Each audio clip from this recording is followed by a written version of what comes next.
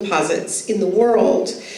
What drives their fight to protect that land is the sense of the fact that there are alternatives, that digging up the coal is not the only way to create possibilities in an extremely impoverished community, impoverished for because of a legacy of colonialism. And it was when those young people were trained as solar entrepreneurs by Henry Redcloud that powered their fight against coal, and they're winning. I mean, this is one of the great victories since the film came out, is that we can say that everything that Mike and Alexis, who, by the way, were supposed to be here tonight, but they didn't have enough time on their passports, so they were turned down at the airport.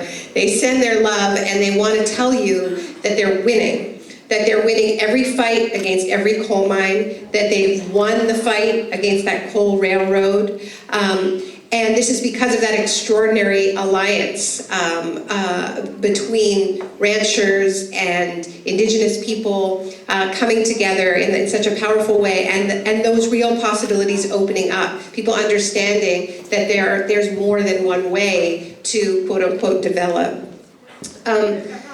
The other thing I would just say, we made a decision that this was not going to be a film just celebrating technological alternatives, because we don't believe that the reason we're losing this fight is because we don't understand that there are cool green technologies out there that could do the same thing as fossil fuels. We believe that we're losing because of the incredible power of the fossil fuel companies, its political and economic wealth. And that's why this film is a celebration of social movements that are fighting and building a counter power to that, as well as an alternative worldview to confront that worldview of endless extraction. So we believe this has everything to do with alternatives, because there's no point fetishizing those green technologies if we aren't talking about how we're going to build the counter power.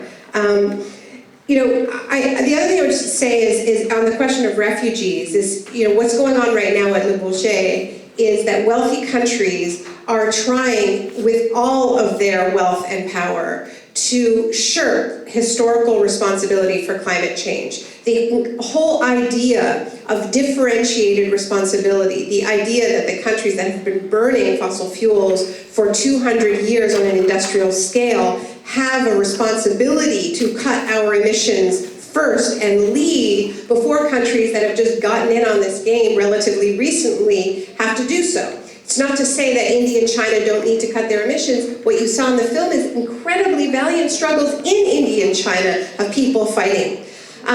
But there is a difference. There is a difference, and we need to reflect that. And it's a measure of just how far we're sliding, that the issue of climate refugees is barely discussed in these climate negotiations. What is our responsibility? Not just to cut our emissions, but the responsibility to the people who are being pushed off their land.